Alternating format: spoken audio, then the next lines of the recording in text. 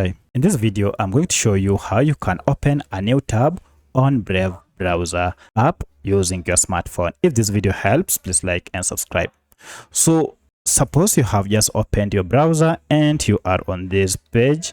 For instance, I'm on this page and I'll wish to leave this page open, or I don't want to lose this page. The best thing to do is to open another tab. To do that, just go down.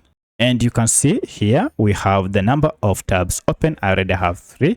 I wish to open another new tab, and to do that, just tap on it and you can see all the tabs that are available on my Brave browser.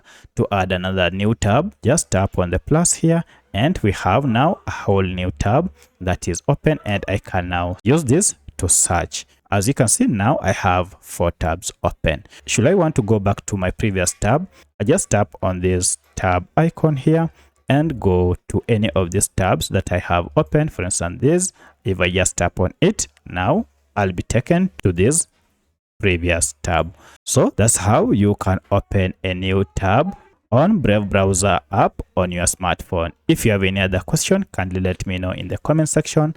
Otherwise, thanks for watching and let's meet in the next video.